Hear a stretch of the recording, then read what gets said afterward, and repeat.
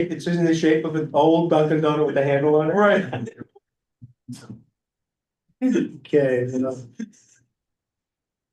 That's, I'm glad you're sticking to it. Thank you. All right, we're good to go. Okay, first call, the meeting to order. Maybe we have one, yep, we have one person participating remotely. Can you hear us online? Yes. Okay, great. Hi, Sharon. Yeah, so in the room, you've got Chris Powers and myself from City of Albany. And got Lloyd Smart from Cohoes. We've got Lloyd Smart from Rensselaer. Let's see, from Troy, we've got Andrew and Christine. We're here. And nobody from Watervliet. Green Island, we've got Maggie and Gary both here. And we've got Mark and Tom from CDRPC. And Sharon Butler from Goes on the line with us. I invited Sharon so she can hear them. We're moving along with stuff they're doing for Goes. She's been assisting and helping against paperwork to EFC. So welcome, Sharon. Thank you. So minutes from last month's meeting, did anyone have any comments? I did have one comment that Christine stated was spelled without an I. Oh, okay, is the speller? And the last name's correct, well done. Yeah. So I'll take a minute, take a look at the minutes and see if there's anything that needs any correction or comment.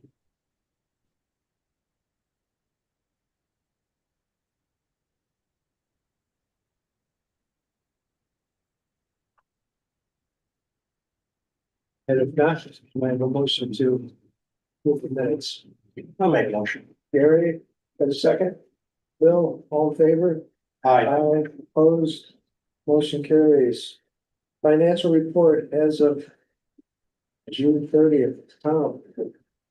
No real change from last month. We added a few bills. And our completion rate for the construction budget is 22%, the administrative budget 43% for overall budget analysis of about 22.5. Still holding $9,000, or excuse me, $9,000 of accounts payable, which we just signed. We'll get that page today, and that will leave us with about $26,000 in the bank, which matches the net community's balance. Okay, thank you, Tom. Sir, any questions? Mike Miller just joined. Mike Miller, welcome. Thanks, guys. Sorry, I was having problems connecting in. Okay, so our joint venture team, lead Mike Miller is on with us.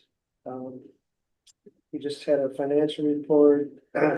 We'll move to vendor invoices. We have a couple of vendor invoices. Yeah, Farber and Arcadis. One thing I wanted to mention, this is ancillary to this, but in our local government efficiency grant, we still have a significant balance allocated to the joint venture team costs.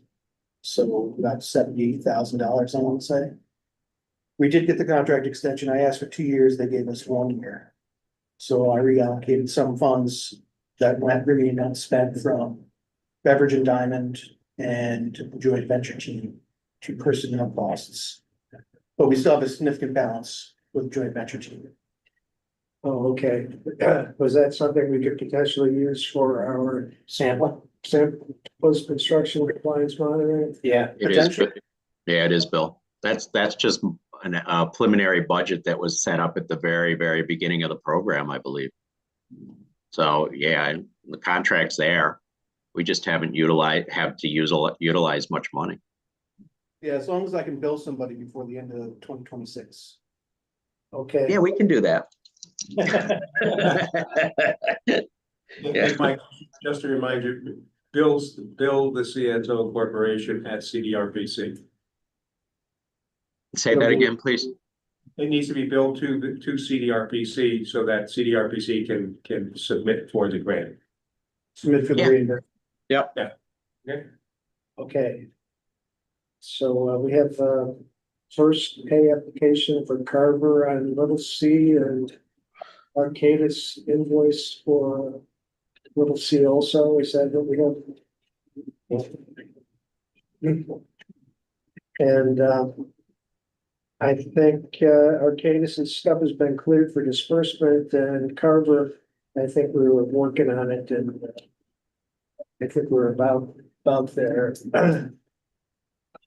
And Cahoes does not have an executed grant for RIA yet, but when we had discussions with EFC, they said it might not really happen until the fall. You're kidding me.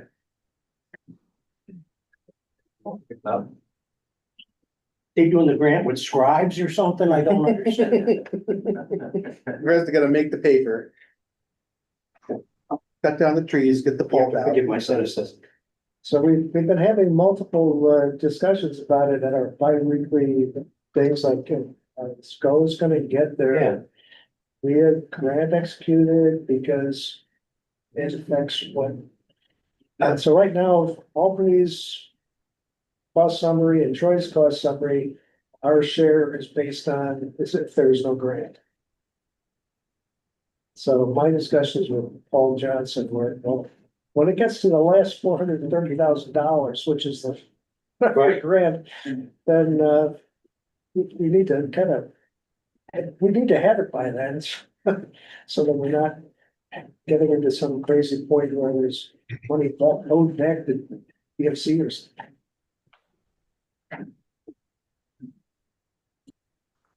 So we can proceed with disbursements once Carter is set based on there not being grants and then later get it adjusted when the grant comes through, but it's a little crazy. Is EFC's MWBE handling everything on the project or? As far as I don't. Sharon, do you have any input? What was that? Just wondering what the status was with Carver and MWBE stuff, DBE stuff. I haven't seen anything yet on that. So if it's been submitted into EFC, I haven't heard anything back from Brenda, because she's usually the one that deals with that stuff. And then I hear from her, I always hear from her on anything that's missing. Okay. Well, next Tuesday, we'll have another of our bi-weekly meetings and we can find out what Brenda Lee has to say. Definitely. Yeah. Maybe AG would come from Carver. Because I know, we had brought it up because there was a question of whether they could actually meet the MWBE or disadvantage goals because of all the equipment involved. Right. Yeah, so So it must be a waiver. at early on in the project, that's what we're talking about. Yeah. They probably need a waiver, but what they had to do was try to get some of the subs had to submit their actual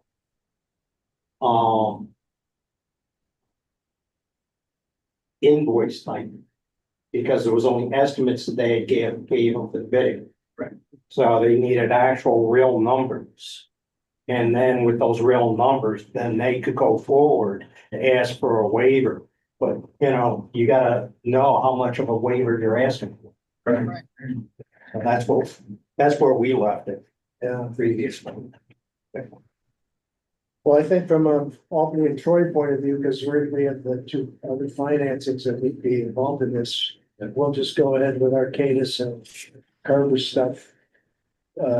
As though there is no grant until It appears. later. Right.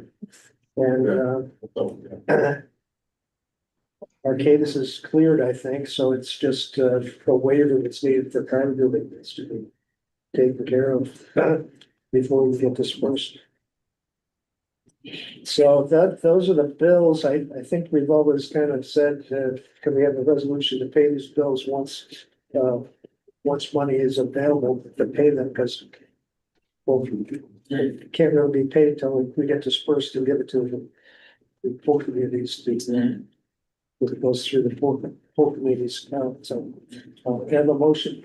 Actually, Bill, sir, the one thing, so are we gonna be getting an invoice for 58% of these two bills? Yes. Okay, as opposed to just recording it and then waiting to see how things work out with grants, or am I missing that? No, we won't get the bill until we get dispersed. Yeah, so what I'll do, I record it, post it. I put it to my big spreadsheet as well as put it into the general ledger. Okay, you're gonna know when we're dispersed. And when I'm told there's a disbursement coming, I will start putting together the invoices that go out with that specific disbursement from the FC. Yeah, And neither of these two invoices were covered by grants, these are straight out of pocket financing. If it's not covered by grants, then it'll be straight out of pocket. Yeah. The question here is what portion of this is going to be covered by grants and when will that be in place? Which we don't know now. So what Bill was saying is just go ahead and treat them as if there's no grant. And when they are yeah, dispersed, we will turn around and disperse them out to, in this case, fellows. yeah. And Sharon Russell and folks are saying, hey, they're gonna bring up this fact that this needs to be done. So I don't know if we talk on Tuesday, we'll find out this grant thing could be, I thought it wasn't really a big deal to close on these grants. Yeah, I don't get it. It's administered by EFC. So I don't understand the whole. I don't want to pay up my mysteries of EFC. Right. Okay, anyway, I'll make a motion. motion, Yeah. and a second, I'll second it. there are seconds, all in favor? Aye. Aye. Opposed. Motion carries.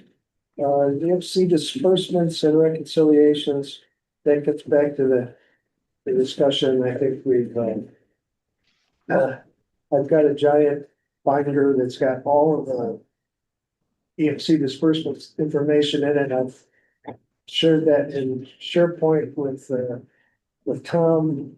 And I don't know how we're doing yet about getting those invoices. So this is audit season. So I got a little distracted, but I'm working on chipping away at that grant and getting it squared. Because I think there's money that Cohoes Should get. should get, that's from some disbursements from Troy and Albany that should be taken care of.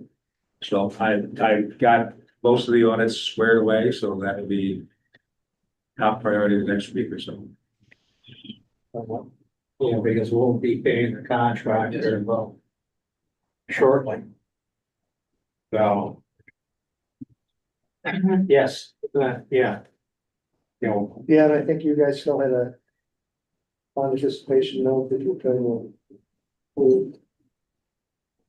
yeah, I know Mike paid down. He did have to roll it, but he was able to pay down and reduce the size of it.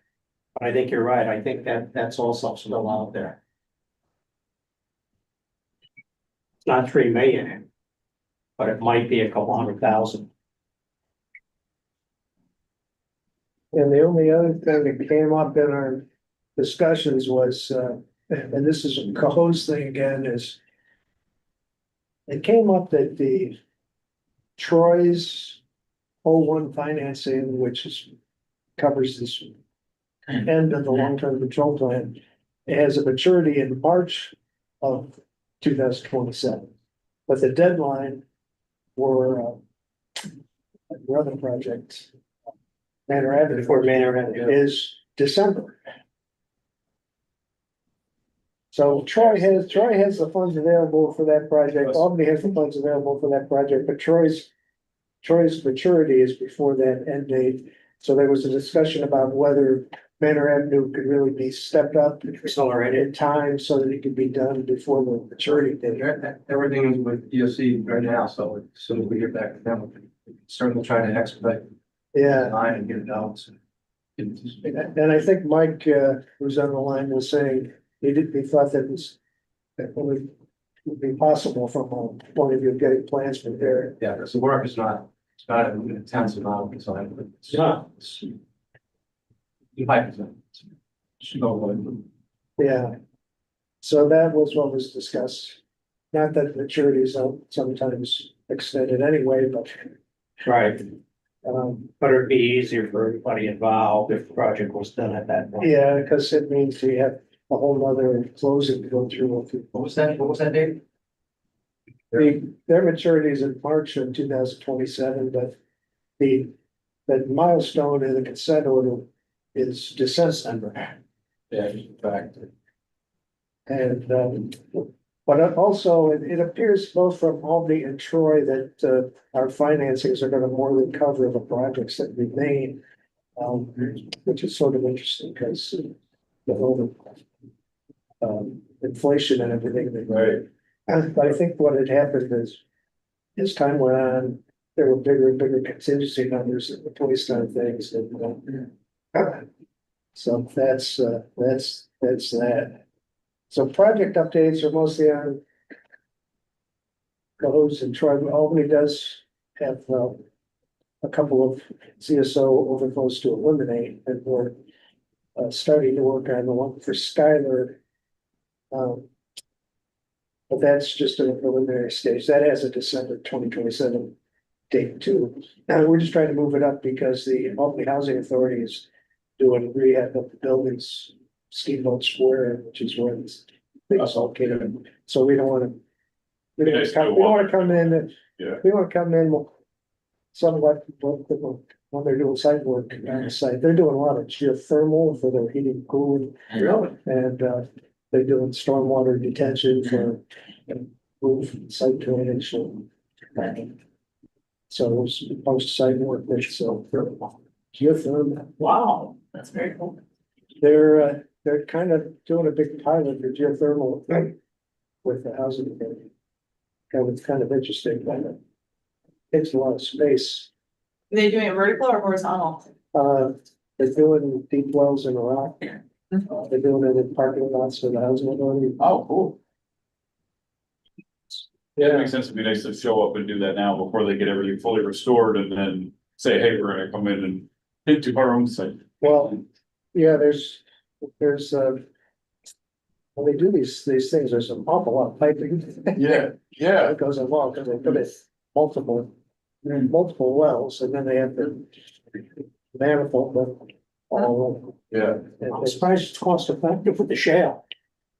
I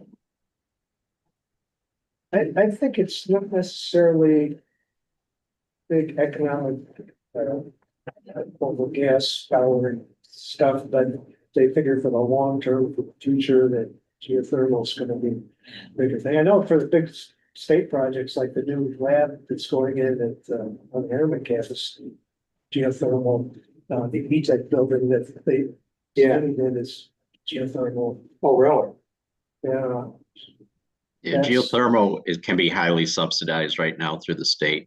So it may be making things, Gary, that you may not intuitively feel like they're cost effective, become cost effective because the state's picking up a lot of the cost. Interesting. Yeah, and it's sort of piloting, so they gotta know it's, but in the future, if there's more of it done, then it should be more effective. So that's what we're doing. Gary, you're not doing Cohoes anymore, so Bill's gonna report out. Anorab is, report is not yet seen. Last week, Mike, did it go? Yep. Yeah, and. Yeah, early last week, I think it went in. Yeah, and I reviewed it. It looked good to me, but who knows what they're gonna come up with. But it's pretty simple. It's not complicated work, so hopefully it'll fly through and get going over there, get the plans done. And little C, we're already gonna blow past the substantial completion date because we're not endangering the long-term control plan date. We're gonna blow past our self-imposed date because we have 28-week turnaround on getting a generator. And they still haven't completed the building yet, so they haven't got that, so we don't know what the turnaround time is gonna be on that. That's what's about 20 weeks, so we're gonna be into next December. So the consent order date might be No, that's not gonna be a danger. But if that's 2026, I think December 2026, here you Yes, got the background. So, yeah, but that's not a danger, but. And certainly if we get the building and we get everything except for the generator, and the generator doesn't come until December, then that's. Yeah. yeah, because we could always, with or without the generator, we can always do, a notice of operation. And that's the big thing, Okay, and that'll satisfy. But I would say even with the delay, we'll still be able to make the, consent order date. and, did one of you do the project title thing with EFC? That was one thing. Paul Johnson, he didn't know if that had been done. I said I thought it probably had been done. That was on city land. It's on city easements. I don't remember doing that. But it's a simple thing. EFC does have their own form. Just like everybody else. It's another thing, it's another thing you won't get disbursement on too. Yeah. Yeah, certificate of title. Oh, okay. Yeah, that certificate of title's gotta be filled out by Brian. But yeah, Arcadis, we had Arcadis do surveys. All right, so we intentionally made sure that the structure and everything else was in and access to that was in the easements. So, what you may want to do is talk to Meg at Arcadis. Have them give you, one of the property site plans for it. And then you can bring it to Brian and just ask him to sign it. If he had any questions, show him the site plan. Is that a standard form? Yeah, Yes, it is. yeah, just, one page. And, yeah, is Manor Avenue involved any easements or is it all right away? Oh, it's all right.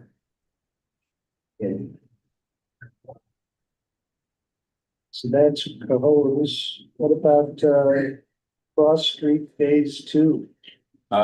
Maybe close to getting a bid document out.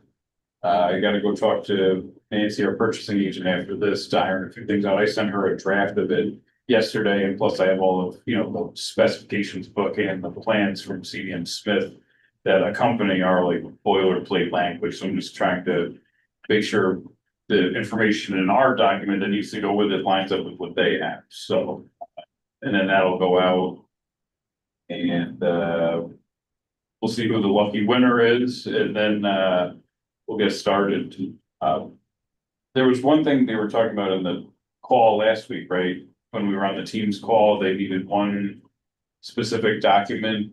Or were we missing something, or we were pretty much ready for the notice to proceed, right? Or Oh, I know the notice to proceed date, when I asked for the extension in April, I think it was July 1.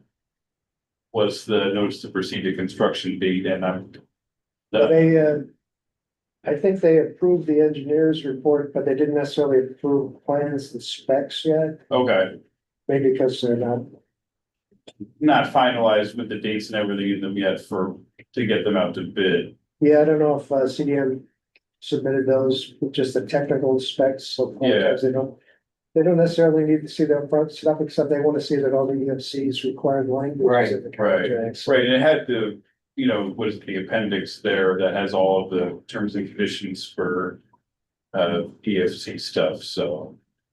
Yeah. Technically, they want to approve the plans and specs before you go to bid. Gotcha, yeah. That's my goal. Yeah, so, Just that they're not always very timely. Like, I felt like that took a while, but finally we, got DEC's approval, Mike with EFC, he was happy with what he saw from the project and approved. Our plan, what we wanted to do, so now is to make sure they have the. Stamped engineer stuff. Or whatever, I think it's gonna be an easy fix, so I'm gonna work on that today, but. and was that just lining or was there also some? So it's 30 we're replacing 30 or linear feet of pipe, and then we're lining about 415 linear feet, about 200 in each direction. They have to set a new manhole structure. And then they're going to connect that to the new pipe, and then the other side's gonna be connected to the old manhole structure, and then we're gonna line both directions from 210 feet. Did you have to have another SHPO consult on the part of Sturgill, or No, I don't think so, no. that was already shown previously? I can find out. I'm hesitant to contact those folks. Did I say that out loud? I don't know.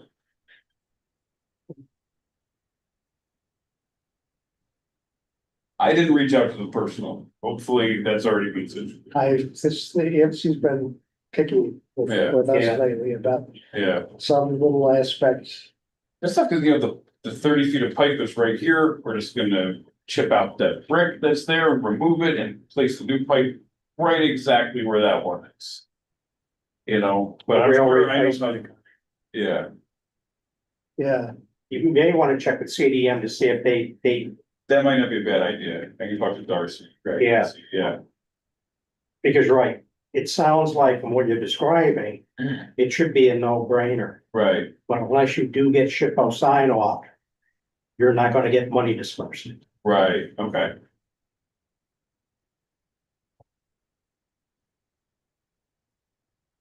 Okay, thank you. Yeah. okay. You got to dot every I, cross every I T. know,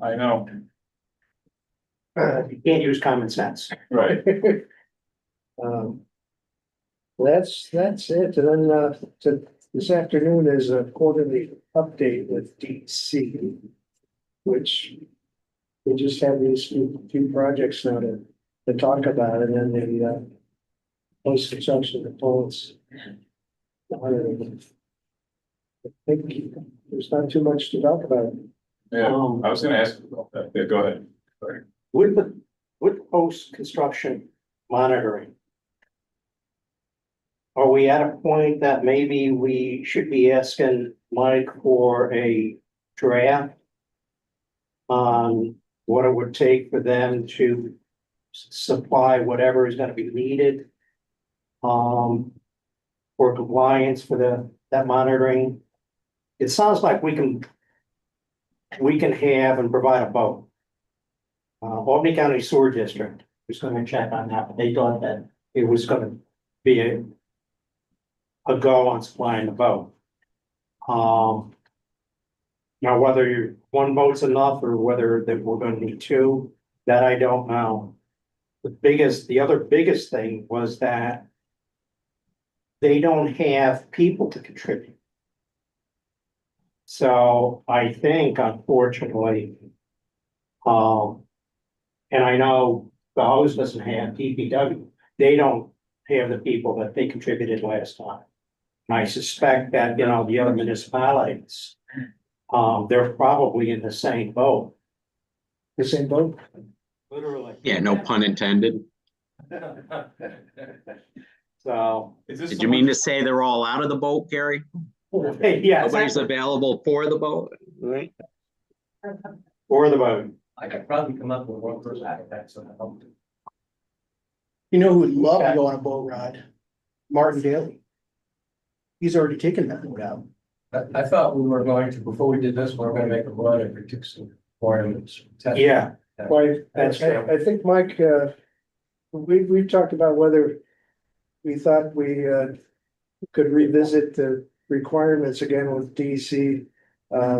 See how many transects and how many samples and what do we really need Yeah. to do enterovirus. yeah, Enterovirus. Well, I mean- we're subsidizing the layup by the time you get done. It's gonna tell us crap or whatever, so it's an expensive test to run. And for what? So we'll talk about that this afternoon. Maybe unofficial. Yeah, I don't know whether it's the right time or whether we want to wait and have the joint venture team ponder it a little bit. What do you think, Mike? We might be 1 quarter away. I mean, we've still got time before we have to implement next year, right? Yeah, we got So the, we can certainly talk to them about that. We're looking at it, but I don't know if we want to make final recommendations this afternoon. That's all. yeah, I think we want to get, everything in order, have an understanding of how we're going to approach it, what resources are available, so that we can go in with a full story and not part of the story. That's all. And because it's literally 9+ months away. So we still have the time. and it's July and we don't even know who'll be on the call. Right. So that's this afternoon. We, in regard to our dose response testing for Beaver Creek, we haven't really been able to do much of the required by the plan testing. We're supposed to have like 4 hours of continuous flow through the contact tanks. And we've mostly had stuff happen over the weekends. And if we can't get things to the lab, like you can't do Enterococcus, if you can't get things at the lab for the holding times. Right. So Give a short window of time between collection and. we have been getting fecal and Enterococcus samples just in our normal course of, we have to do the fecal coliform for the permit. Whereas the dose response testing, we've got to do, we have to do fecal coliform and Enterococcus plus some other parameters, and then we have to do that with the influent in several places along the contact tanks. Effluent, we're supposed to have dechlorinated. That's a lot more involved. And so I guess we're just, we may at some point need to ask for some extension to get the dose response testing done, but we will have a lot of data of operations to show that we're getting reduction of fecal coliform and Enterococcus. The good news is it's working. Right. The getting the test to be exactly as specified is they take Mother Nature to walk in it. Memory serves me right, you guys were having problems with the screen and stuff, weren't you? We're having problems with screens breakage and getting replacement parts from a company in Germany that provided the screens. GNA was the main supplier, which is a company that never ordered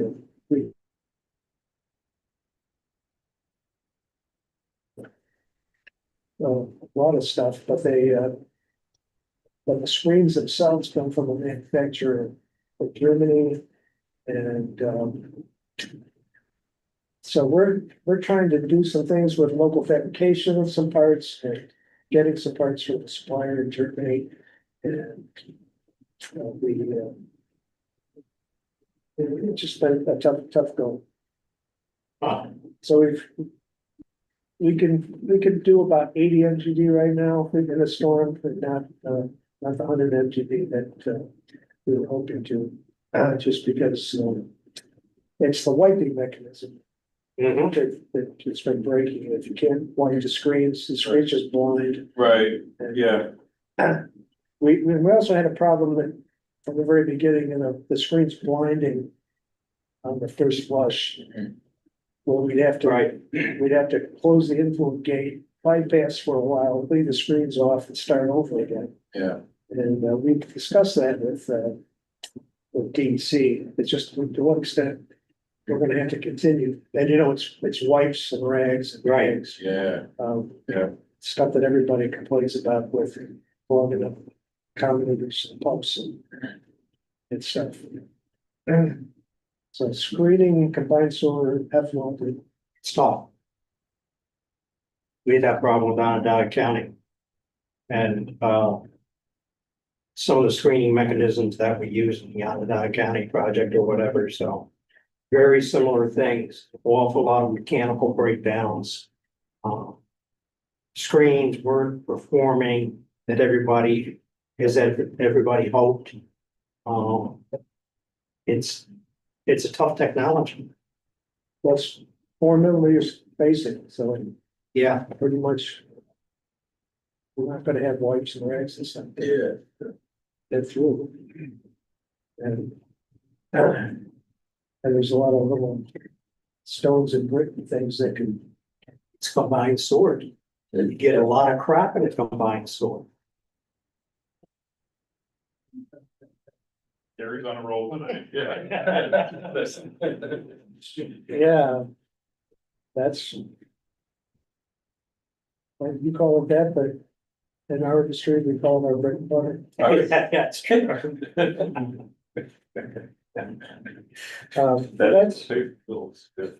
That's it. I guess other business, we got a contract agreement, which is. Yes, so this is a contract agreement. We neglected to adopt one before the beginning of our fiscal year, October first. This is backdated to October 1st, 2024.